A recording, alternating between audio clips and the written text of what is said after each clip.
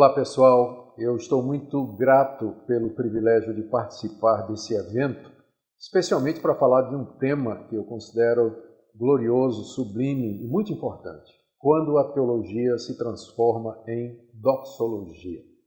A teologia é o estudo de Deus, o estudo das coisas referentes a Deus.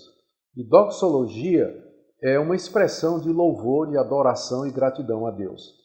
Toda teologia deveria produzir doxologia, e toda doxologia deveria ter como base a teologia.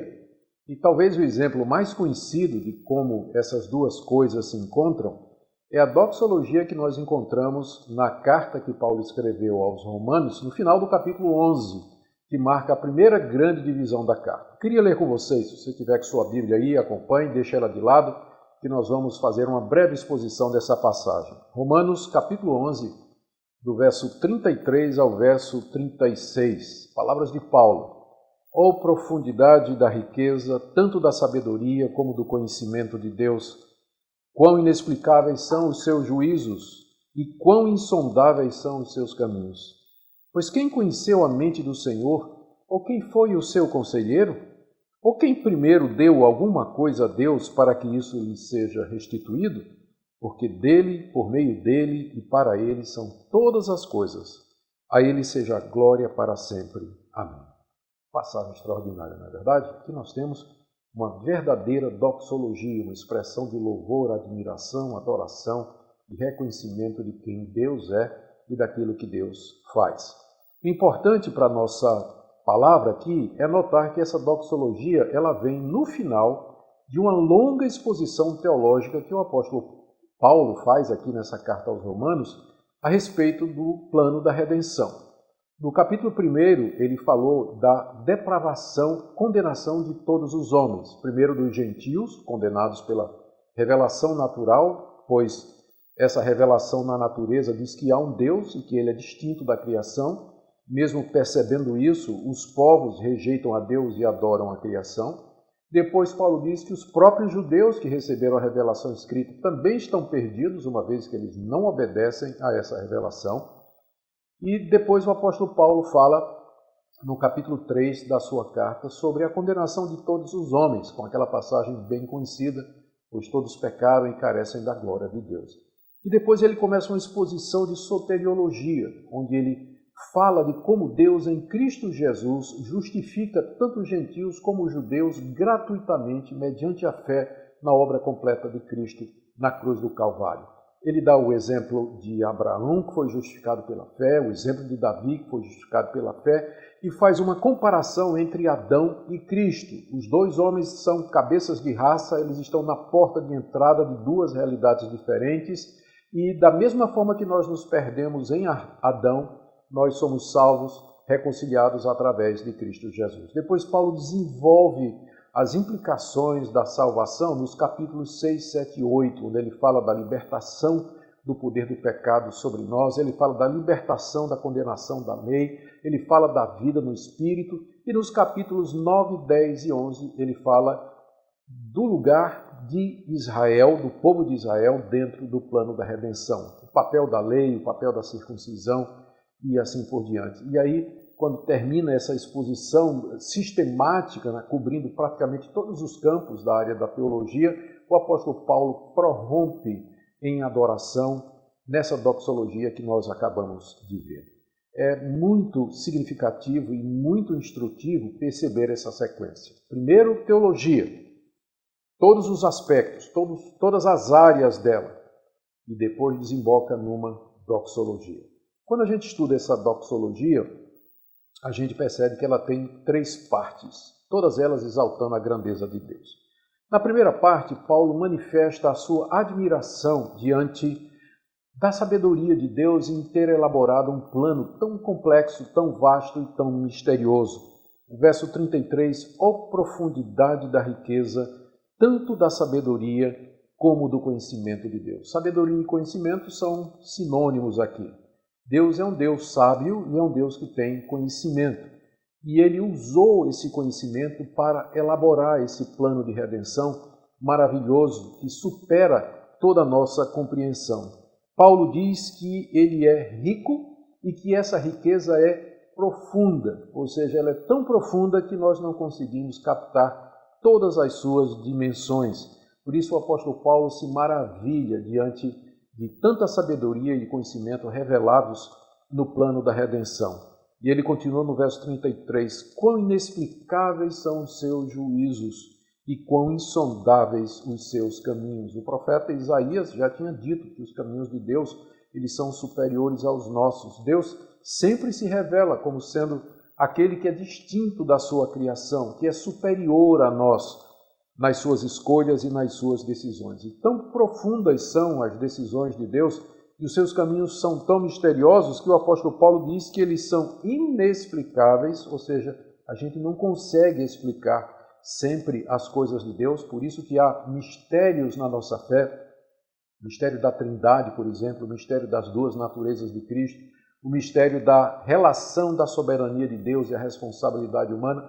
Tudo isso é porque o nosso Deus é muito acima de nós. Ele é muito acima da nossa compreensão, nós não conseguimos explicar todas as coisas. Agora, é impressionante que depois de Paulo ter feito essa exposição maravilhosa dos 11 primeiros capítulos da carta aos Romanos, onde ele apresenta em detalhes o plano de Deus, ele ainda diz que tem muita coisa que a gente não sabe. Que os caminhos de Deus são inexplicáveis e que os seus juízos, as decisões de Deus são insondáveis. Por isso Paulo se queda maravilhado diante de Deus. Se a gente compreendesse Deus, se Deus coubesse na nossa mente, ele não seria digno de adoração e nem de doxologia. Exatamente porque ele é tão imenso, tão grande, tão profundo, tão misterioso, é que nós ficamos de joelhos, extasiados, maravilhados, cheios de louvor e adoração diante de um Deus que ultrapassa o nosso conhecimento. Isso não quer dizer que a gente não pode saber nada sobre Deus. Ele nos deu a sua revelação. Ele nos contou os seus planos. A natureza fala dele. A nossa consciência fala dele. As Escrituras revelam os seus planos, embora não exaustivamente. Não exaustivamente. A gente sempre diz que a Bíblia ela é suficiente, mas ela não é exaustiva. Porque o nosso Deus não revelou tudo a respeito de si, tudo a respeito do seu plano, porque ele é muito mais do que aquilo que está aqui. Por isso, nós só podemos nos aproximar de Deus doxologicamente, em adoração, em admiração, em surpresa diante dele, diante da maravilha da sua sabedoria, do seu conhecimento e dos seus juízos revelados no plano da redenção. A segunda parte da doxologia é um reconhecimento que Paulo faz da supremacia de Deus sobre os nossos caminhos. Ele faz isso com base em 3 perguntas, 2 delas baseadas no profeta Isaías e uma baseada no livro de Jó. As perguntas são essas. Quem conheceu a mente do Senhor? Ou seja, existe alguém que possa conhecer o que passa na cabeça de Deus? Resposta, não. Os anjos não sabem, os homens não sabem, criatura nenhuma sabe o que se passa na mente do Senhor. Segunda pergunta, quem foi o conselheiro de Deus?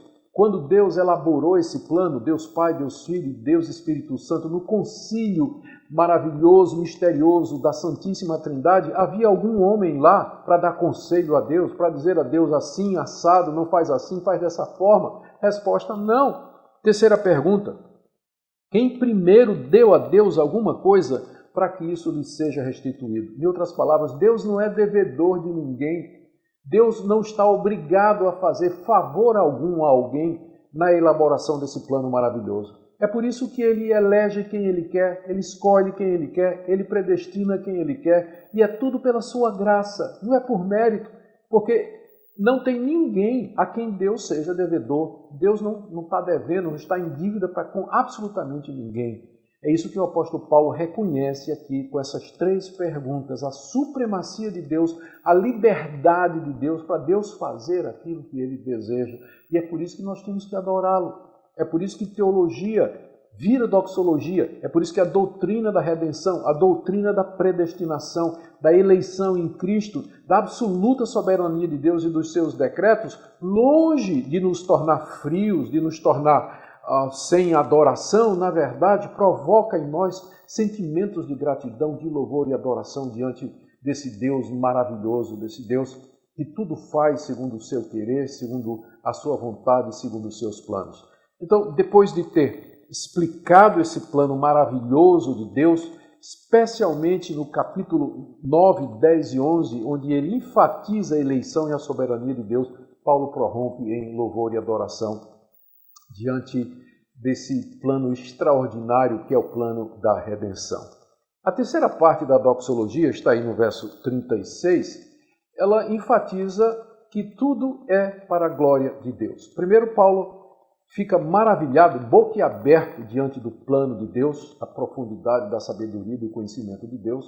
Depois, com as três perguntas retóricas, ele estabelece a supremacia de Deus, a liberdade de Deus, a soberania de Deus em agir conforme ele mesmo deseja. E agora, finalmente, ele, terminar essa doxologia, ele estabelece esse fato de que tudo que foi feito, que esse plano maravilhoso, tudo isso que a teologia estuda, tem a ver com a glória de Deus. Veja como ele diz no verso 36. Porque dele, e por meio dele, e para ele são todas as coisas. A ele seja a glória para sempre. Amém. O porquê aqui estabelece a razão de tudo que ele disse antes.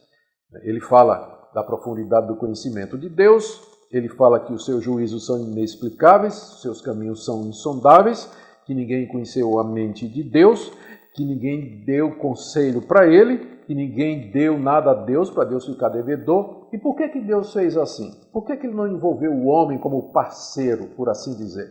Por que ele não divide o caminho de salvação com o homem? Por que o caminho de Deus é monergista e não sinergista? A resposta é para que a glória seja dele. Para que ele, somente ele, receba o louvor, a adoração e a gratidão, como ele diz aqui. Porque dele, ou seja, da parte de Deus, são todas as coisas. A salvação do começo ao fim é obra de Deus. Dele são todas as coisas. Nessa palavra dele está envolvido todo esse mundo de gratidão e de graça soberana. A salvação procede de Deus, o Salvador procede de Deus, o perdão de pecados procede de Deus, o novo céu e a nova terra procedem de Deus, a vida eterna procede de Deus. Por isso que toda a glória vai ser dele, porque tudo é dele. E aí ele continua, e por meio dele, porque estas coisas nos chegam não de maneira direta e imediata, mas estas coisas chegam mediadas através de Jesus Cristo, que foi o próprio Deus quem providenciou para ser o medianeiro entre nós e Deus. Tudo isso, todo esse plano maravilhoso é de Deus e através do próprio Deus. Ele providencia o seu Filho para ser o nosso Redentor, ele manda o seu Espírito para iluminar os corações e chamar os eleitos, ele nos dá a sua palavra, através da qual nós conhecemos a verdade, e ele, pelo seu poder e pela sua graça, nos estabelece nesse plano maravilhoso. E não somente isso, para ele são todas as coisas. Tudo existe para a glória de Deus. A criação, o plano da redenção, o envio de Cristo Jesus, o Evangelho, a vida da igreja, tudo isso é para a glória de Deus. As pessoas sempre perguntam, né, por que Deus fez todas as coisas? Ele não sabia que o homem ia pecar? Não sabia que o homem ia desobedecer lá no jardim? A resposta que a gente dá, que é a resposta que o apóstolo Paulo diz aqui, é que para ele são todas as coisas. Olha a conclusão dessa doxologia final do verso 36. A ele seja a glória para sempre. Amém.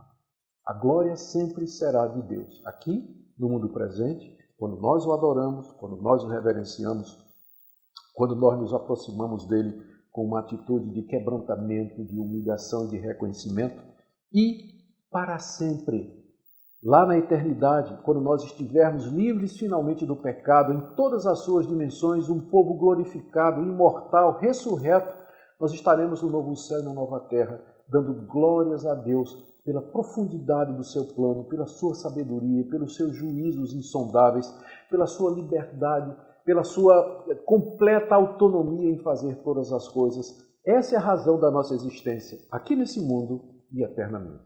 Vocês percebem como a verdadeira teologia, ela traz doxologia? Eu espero que você tenha aprendido essa lição, que é tão importante para nós, e que procure estudar teologia, aprender mais a respeito de Deus e do seu plano, porque longe de fazer você ficar frio, ou ficar distante ou arrogante, a verdadeira teologia vai lhe trazer quebrantado aos pés desse Deus, glorificando a Ele por tudo que Ele é.